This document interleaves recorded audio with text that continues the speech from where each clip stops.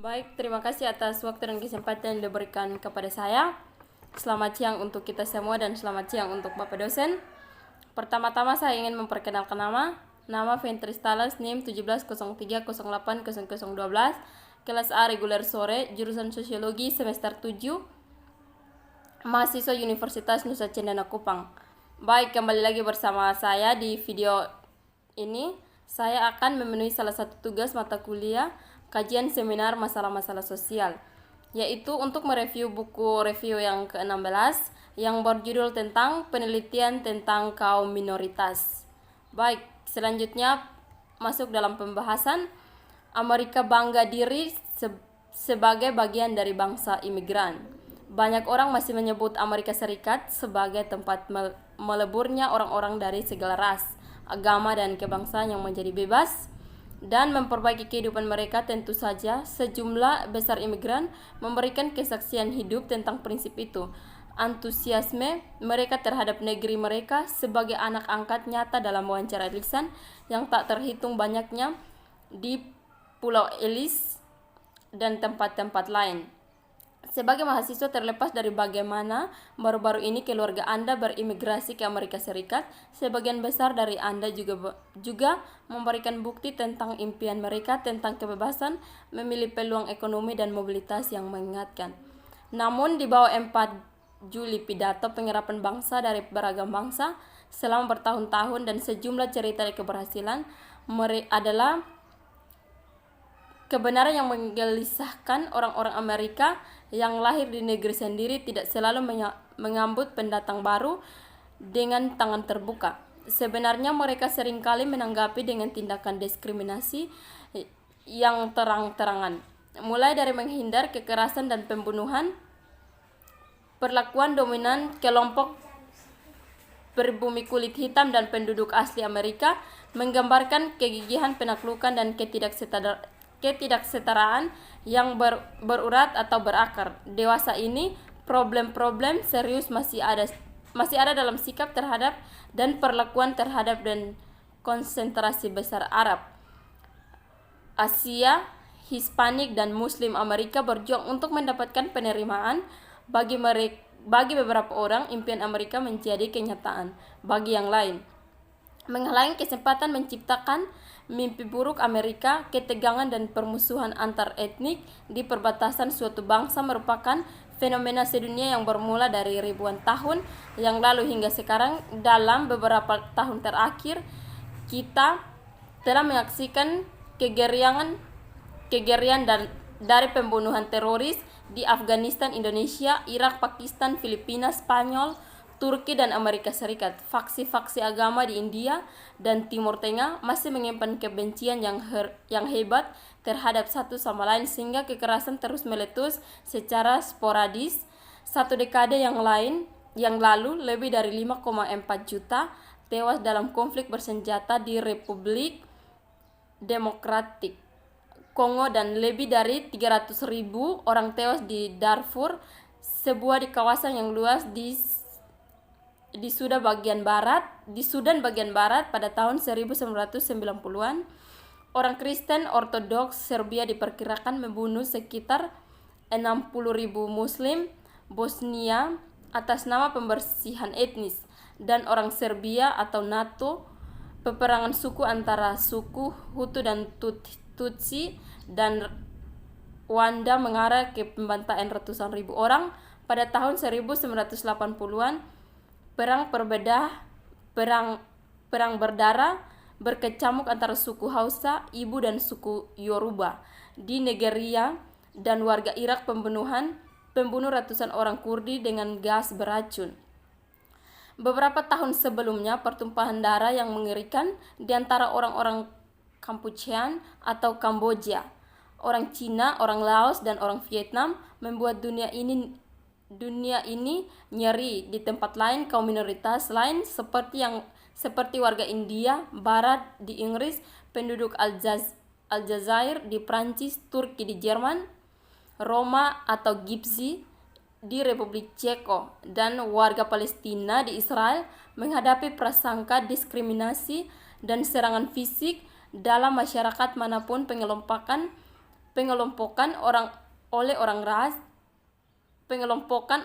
oleh ras, agama, suku, kebudayaan, atau gaya hidup dapat menimbulkan prasangka, ketegangan, dan luapan kekerasan secara sporadis pada kampus perguruan tinggi yang merupakan mikrokosmos dari masyarakat yang lebih besar. Hubungan antar kelompok untungnya tidak mengerikan seperti apapun yang baru saja dijelaskan, tetapi kadang-kadang agak tegang dan kadang-kadang lebih buruk. Kehidupan asrama dan acara sosial mungkin dirusak oleh tingkat ketidaknyamanan dengan tidak seperti teman sekamar atau oleh argumen, keluhan, perkelahian, vandalisme, dan kasus-kasus pelecehan lisan yang meletus akibat interaksi antar budaya dan antar ras, yang pengelompokan kelompok-kelompok minoritas tertentu di daerah kampus yang lain, dan yang menggambarkan aksiologis seperti suka dengan suka. Situasi yang tampaknya tidak berbahaya ini bagaimanapun adalah indikator komunitas perguruan tinggi yang kurang kompak, di mana penghindaran dan terbatasnya interaksi sosial dapat menyebabkan isolasi sosial dan mengurangi penerimaan yang berbeda dengan yang lain sebagai setara. Orang-orang dari kelompok yang dominan biasanya membebaskan diri mereka dari kesalahan atas rendahnya status dan masalah kelompok minoritas, sebaliknya menganggap hal ini sebagai kelemahan dalam kelompok itu sendiri. Misalnya, lambat dalam mempelajari bahasa utama atau kurangnya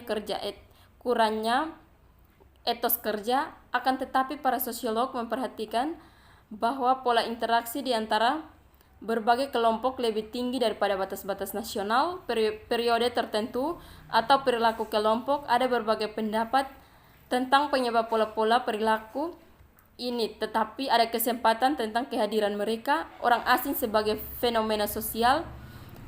Jelaskan bagaimana konsep tentang orang asing membantu kita memahami orang lain. Untuk memahami hubungan antara kelompok, kita harus sadar bahwa perbedaan di antara berbagai bangsa menyebabkan setiap kelompok memandang kelompok lain sebagai orang asing. Di antara bangsa-bangsa terpencil, kedatangan seseorang yang tidak dikenal selalu merupakan peristiwa penting, seringkali mengundang tanggapan emosi yang kuat. Reaksi bisa berkisar dari keramat tamahan yang hangat, upacara pengeburan, atau pelindung tindakan yang kasar. Dalam masyarakat yang urbanisasi dan bergerak, orang asing masih membangkitkan respon yang sama dari Tiwi di Australia Utara, yang secara konsisten membunuh para penyusup hingga bangsa atau bangsa di negara manapun yang terus berjuang untuk menghindari unsur-unsur yang tidak diinginkan. Premis dasarnya adalah sama, pihak luar tidak cukup baik untuk berbagi tanah dari sumber daya dengan orang-orang pilihan yang ada di sana. Kesamaan dan daya tarik, setidaknya sejak Aristoteles berkomentar bahwa kami menyukai orang-orang seperti kami sendiri, dari ras atau negara atau usia atau keluarga kita sendiri, dan pada umumnya mereka berada di tingkat kita sendiri. Para pengamat sosial telah mengetahui hubungan tarik-menarik, tarik-tertarik yang serupa. Banyak penelitian telah meneliti sejauh mana seseorang menyukai orang lain karena sikap, nilai, kepercayaan, status sosial, atau penampilan fisik yang serupa. Sejumlah penelitian yang menyelidiki pengembangan ketertarikan di antara orang-orang yang pada mulanya tidak saling kenal telah menemukan hubungan yang positif antara kesamaan antara dua orang dan kesukaan mereka terhadap satu sama lain. Yang paling signifikan, temuan menunjukkan bahwa persepsi orang tentang kesamaan antara mereka adalah penentuan yang lebih kuat daripada kesamaan yang sebenarnya. Dua penelitian tentang penggabungan insektur juga mendukung kesimpulan ini. 3. Jadi, ada cukup banyak bukti yang menunjukkan bahwa manusia lebih senang kepada orang yang tidak dikenal, yang dianggap sama, daripada orang yang dianggap berbeda. Yang berikut, jarak sosial. Satu teknik yang sangat baik untuk mengevaluasi bagaimana persepsi kesamaan menarik pola interaksi lebih dekat terdiri dari jarak sosial, peringkat, tingkat kedekatan, atau keterpecilan individu lebih suka dan interaksi dengan anggota kelompok lain. Pada tahun 1926, Emory Bogardus membuat alat ukuran yang telah digunakan berulang kali sejak saat itu 4 dalam 7 penelitian yang serupa. Selama 85 tahun, para peneliti memperoleh tanggapan dari para mahasiswa untuk mengidentifikasi perubahan dan kelanjutan sikap kaum minoritas, apa yang terjadi selama beberapa generasi, untuk mengukur tingkat penerimaan sosial. Studi jarak sosial yang menawarkan responden 7 pilihan untuk setiap kelompok. Yang pertama, ada 7 pilihan untuk setiap kelompok. Yang pertama, akan menerima untuk menikah keluarga saya, yaitu yang 1 poin. Yang kedua, saya akan menerima sebagai teman pribadi di dalam lingkaran sosial saya, 2 poin.